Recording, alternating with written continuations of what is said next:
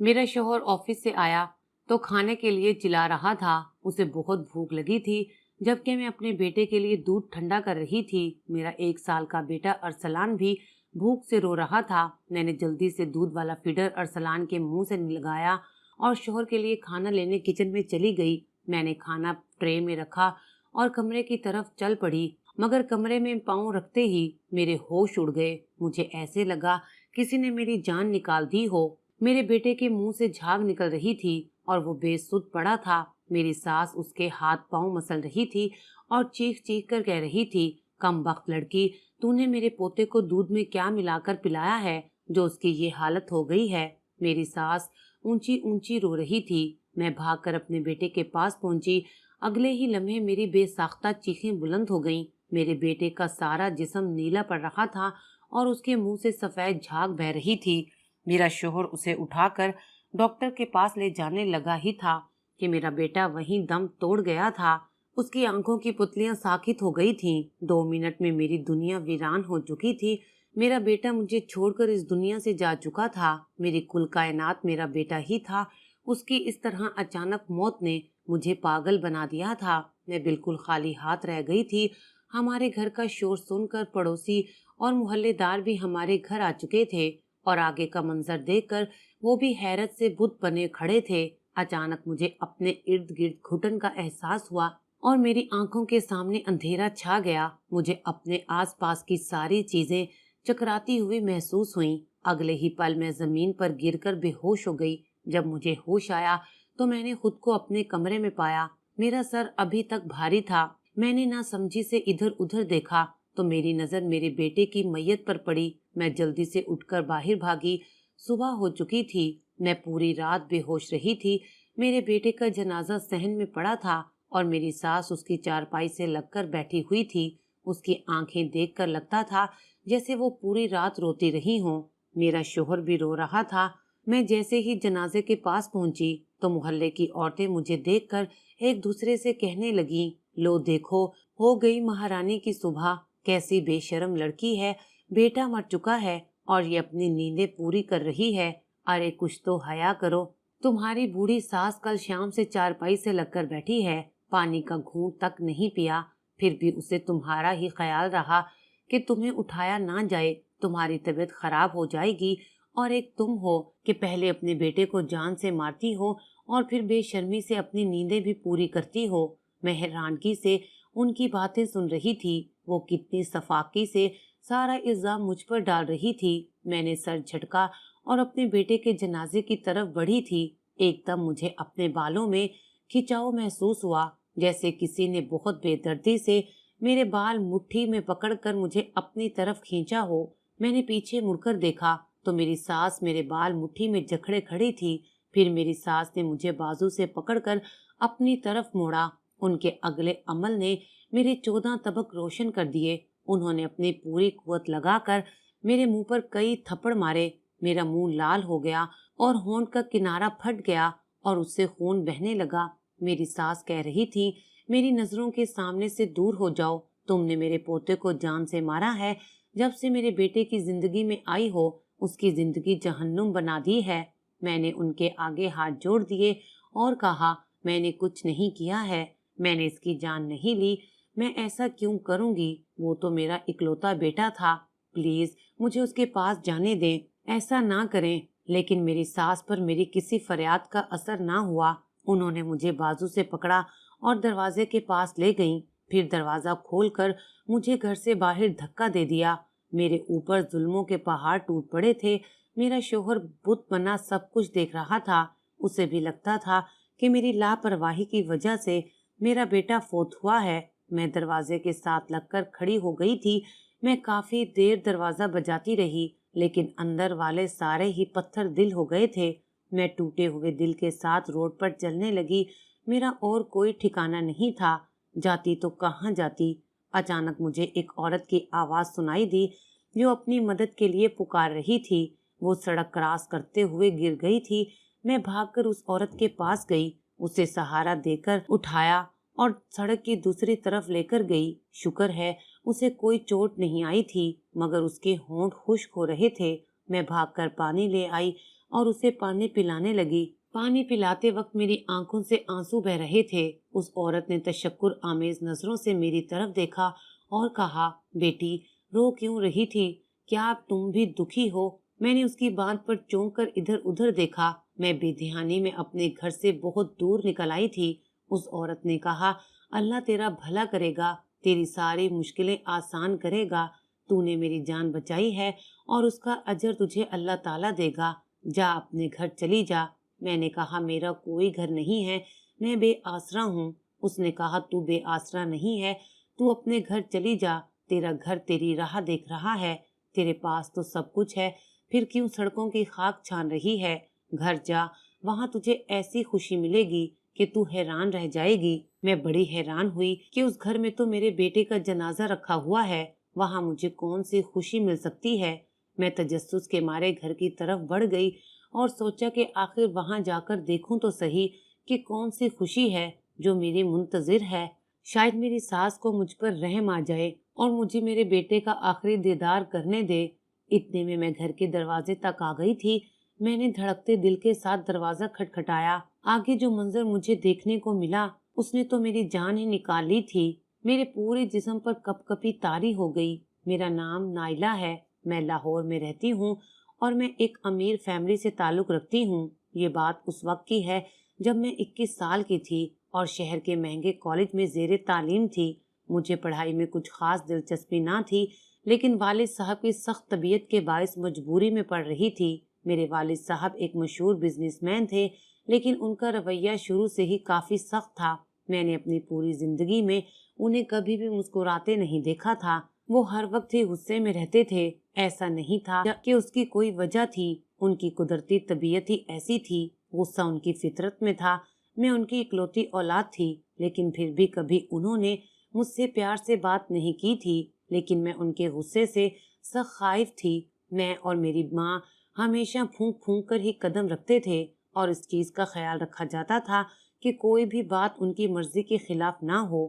میری ماں بھی میرے والد سے تنگ تھی۔ مجھے باپ کے رویے نے منتفر کر دیا تھا۔ حد سے زیادہ سختی بھی انسان کو باغی بنا دیتی ہے۔ میرے ساتھ بھی کچھ ایسا ہی ہوا تھا۔ اس دن میں جب کالج سے واپس گھر آئی تو ہمارے ڈرائنگ روم میں والد صاحب کے بزنس پارٹنر اپنی فیملی کے ساتھ بیٹھے ہوئے تھے۔ میں نے کھانا کھایا اور سو گئی۔ شام میں اٹھی تو اماں نے بتایا کہ تمہارے باپ نے تمہارا رشتہ اپنے بزنس پارٹنر کے بیٹے سے طے کر دیا ہے اور اس جمعے کی شام تمہارا نکاح اور رخصتی ہے۔ مجھے ایسے لگا جیسے کسی نے میرے تن بدن میں آگ لگا دی ہو۔ میں نے احتجاج کرنے کی کوشش کی تو ماں نے کہا، خبردار، جو کوئی ایسی الٹی سیدھی حرکت کی تمہارا باپ تمہیں مار دے گا، اس لیے کوئی ہنگامہ کر کے اپنے اور میرے لیے کوئی مشکل نہ بنانا۔ میں غصے سے اپنے کمرے میں چلی گئی اور وہاں سے اپنا فون لے کر فوراً شعیب کو کال کی اور اس سے کہا کہ ابا میری زبردستی شادی کر رہے ہیں، تم پلیز کچھ کرو، میں تمہارے علاوہ کسی اور سے شادی نہیں کروں گی۔ شعیب نے مجھے کہا، تم فکر مت کرو، میں جلدی کوئی انتظام کرتا ہوں۔ میں بہت پریشان تھی۔ دراصل میں اپنے کلاس فیلو شعیب سے محبت کرتی تھی۔ اس کا تعلق مڈل کلاس گھرانے سے تھا، لیکن میں اس کے لیے کچھ بھی کر سکتی تھی۔ وہ بہت اچھا انسان تھا۔ اس کے گھر میں صرف اس کی ماں اور وہ رہتے تھے۔ والد کا انتقال ہو چکا تھا، جبکہ ایک بڑی بہن تھی جس کی شادی ہو چکی تھی۔ میں نے کبھی بھی اپنے پیسے پر غرور نہیں کیا تھا۔ دن گزرتے گئے اور میرے نکاح کا دن آن پہنچا۔ شعیب اور اس کی ماں اگلے دن میرا رشتہ لے کر آئے تھے، جس پر میرے والد نے ان کی بے عزتی کر کے ان کو گھر سے نکال دیا تھا۔ اس کے بعد سے انہوں نے میرا کالج جانا بھی بند کر دیا تھا اور مجھ سے موبائل بھی لے لیا تھا۔ میں بہت زیادہ الجھن میں تھی کہ اب میں کیا کروں۔ خیر، میرے پارلر جانے کا وقت ہو گیا۔ اماں نے میری سہیلی کو میرے ساتھ بھیجا اور مجھے سختی سے کہا کہ جلدی سے واپس آ جانا۔ ہم ان سے اجازت لے کر باہر نکلے اور گاڑی میں بیٹھ کر ڈرائیور کے ہمراہ پارلر کی جانب جانے لگے۔ میں نے گاڑی میں بیٹھتے ساتھ ہی اپنی دوست سے فون لیا اور شعیب کو کال کر کے سب کچھ بتا دیا۔ شعیب بہت خفا ہوا کہ تمہارے والد نے اچھا نہیں کیا، انہیں میری ماں کی بے عزتی نہیں کرنی چاہیے تھی، لیکن میں پھر بھی تمہاری خاطر سب کچھ بھلا دیتا ہوں۔ تم مجھے بتاؤ کہ اب میں کیا کروں۔ میں نے اسے کہا کہ اب ہمارے پاس ایک ہی راستہ ہے، ہم کورٹ میرج کر لیتے ہیں، تم مجھے پارلر سے آ کر لے جاؤ، ہم آج ہی شادی کر لیتے ہیں۔ شعیب نے کہا کہ یہ ٹھیک ہے، مگر تمہارے گھر والے تمہیں قبول تو نہیں کریں گے۔ میں نے کہا کہ میں ان کی اکلوتی اولاد ہوں اور وہ مجھ سے تھوڑا عرصہ ناراض رہیں گے، پھر صلح کر لیں گے۔ شعیب نے کہا اچھا ٹھیک ہے، میں پارلر آ رہا ہوں۔ میں نے ڈرائیور کو بہانہ کر کے بھیج دیا۔ اس سے کہا کہ میرا سوٹ گھر پر ہی رہ گیا ہے، آپ مجھے وہ لا کر دے دیں، میں جب تک تیار ہو جاتی ہوں۔ شعیب اگلے 15 منٹ میں میرے پاس پہنچ گیا تھا۔ میں نے اپنی دوست کو سب کچھ سمجھا دیا تھا اور اس کے بعد میں شعیب کے ساتھ چلی گئی۔ ہم نے مسجد میں جا کر نکاح کیا اور پھر وہ مجھے اپنے گھر لے گیا۔ میں نہیں جانتی تھی کہ میں نے یہ قدم اٹھا کر کتنی سنگین غلطی کی ہے۔ ادھر جیسے ہی میرے ماں باپ کو میرے لاپتہ ہونے کی خبر ملی تو ان پر ساتوں آسمان ایک ساتھ ہی ٹوٹ پڑے تھے۔ ان کے وہم و گمان میں بھی نہیں تھا کہ میں کوئی ایسا قدم اٹھاؤں گی۔ میرے گھر پر تو یہ قیامت آ کر گزر گئی۔ میرے والد اسی وقت مجھے جان سے مارنے کے ارادے سے نکلے، مگر اماں نے ان کے پیر پکڑ لیے اور کہا ایسا نہ کریں، وہ ہماری اکلوتی اولاد ہے، آپ بے شک اسے معاف نہ کریں لیکن اسے زندہ رہنے دیں۔ ابا کو اماں کی قسم نے روک لیا تھا۔ مجھے آج شعیب کے گھر آئے ہوئے 1 ہفتہ ہو چلا تھا، لیکن میرے میکے میں مکمل خاموشی تھی جس پر مجھے بڑی حیرت ہو رہی تھی۔ لیکن میں یہ نہ سمجھ سکی کہ طوفان آنے سے پہلے ہر طرف خاموشی ہی ہوتی ہے۔ میں ہر چیز سے بے خبر اپنے سسرال میں پرسکون زندگی گزار رہی تھی۔ میری ساس بہت اچھی تھی، زندگی بالکل پرسکون گزر رہی تھی۔ میں نے پڑھائی چھوڑ دی تھی، ساس بھی مجھے اپنی بیٹیوں کی طرح پیار کرتی تھی۔ میں نے تو شکر کیا تھا کہ میری جان چھوٹ گئی پڑھائی سے۔ البتہ شعیب اب بھی پڑھ رہا تھا، ساتھ ساتھ کام بھی کر رہا تھا۔ وہ صبح سویرے دفتر جاتا اور شام کو سیکنڈ ٹائم کالج جاتا تھا اور وہاں سے 8 بجے لوٹ کر آتا۔ میری ساس کپڑے سلائی کرتی تھی، میں نے گھر میں رہ کر اس سے کپڑے سلائی کرنا سیکھ لیے تھے۔ ان کے گھر کا نظام بہت زیادہ اچھا نہیں تھا، مجھے شروع میں تھوڑا سا مسئلہ ہوا تھا۔ اسی طرح ہماری شادی کو 3 سال گزر گئے۔ اللہ تعالیٰ نے مجھے ایک بیٹا بھی عطا کیا تھا۔ بیٹے کے آنے سے گھر کے اخراجات مزید بڑھ گئے تھے۔ اب میری ساس کا رویہ میرے ساتھ کچھ عجیب سا ہو گیا تھا۔ وہ بار بار مجھے کہتی کہ اب تمہیں اپنے ماں باپ سے ملنے جانا چاہیے، وہ تمہیں یاد کرتے ہوں گے اور اب تک تو انہوں نے تمہیں معاف بھی کر دیا ہوگا۔ تمہارے باپ کا اتنا بڑا بزنس ہے، آخر اسے کون سنبھالے گا؟ لیکن میرے اندر اتنی ہمت نہ تھی کہ میں اپنے ماں باپ کے غصے کا سامنا کر پاتی۔ ممکن تھا کہ وہ مجھے دیکھتے ہی گولی مار دیتے۔ میں ہر دفعہ اپنی ساس کو کوئی نہ کوئی بہانہ کر کے ان کو ٹال دیتی تھی۔ شعیب کا رویہ بھی ان دنوں تبدیل ہوتا جا رہا تھا۔ میں نے ان سے پوچھنے کا ارادہ کیا، لیکن پھر خود ہی سوچا کہ ہو سکتا ہے کام زیادہ ہو، اسی وجہ سے پریشان ہوں۔ اس دن بھی روز کے معمول کی طرح میرا شوہر ناشتہ کر کے دفتر چلا گیا تھا۔ پیچھے میں نے گھر کے کام نپٹائے اور پرسکون ہو کر بیٹھ گئی، کیونکہ اب میرے شوہر نے رات کو ہی آنا تھا۔ اس دن میری ساس نے کچن میں جا کر کھانا بنایا۔ اس نے مجھے کہا کہ تم جا کر ارسلان کو دیکھو۔ ارسلان کا رات سے رو رہا تھا، شاید اس کی طبیعت خراب تھی۔ میں کمرے میں آ کر ارسلان کے ساتھ لیٹ گئی۔ ابھی کچھ ہی دیر گزری تھی کہ دروازے پر دستک ہوئی اور ساتھ ہی میرے شوہر کی موٹر سائیکل کی آواز سنائی دی۔ مجھے بڑی حیرت ہوئی کہ آج وہ جلدی آ گئے ہیں۔ میں نے جا کر دروازہ کھولا، اتنے میں میری ساس بھی باہر آ کر تخت پوش پر بیٹھ گئی تھی۔ اس نے میرے شوہر سے جلدی آنے کی وجہ پوچھی تو اس نے کہا کہ آج دفتر میں کچھ خاص کام نہیں تھا، اس لیے جلدی آ گیا ہوں۔ میں ارسلان کو دودھ پلا کر شوہر کے لیے کھانا لینے گئی۔ جب واپس آئی تو میرا بیٹا ارسلان مر چکا تھا۔ میں یہ منظر دیکھ نہ پائی اور بے ہوش ہو گئی تھی۔ جب مجھے ہوش آیا تو صبح ہو گئی تھی۔ میں نے اپنے بیٹے کے جنازے کے پاس جانا چاہا تو ساس نے مجھے کہا کہ تم قاتل ہو۔ اس نے مجھے گھر سے نکال دیا۔ میں سڑک پر چلتی جا رہی تھی جب ایک عورت سڑک پر گر گئی، اسے مدد کی ضرورت تھی۔ میں نے اس کی مدد کی تو اس نے مجھے گھر جانے کا کہا اور کہا تجھے ایسی خوشی ملے گی جو آج تک کسی کو نہیں ملی۔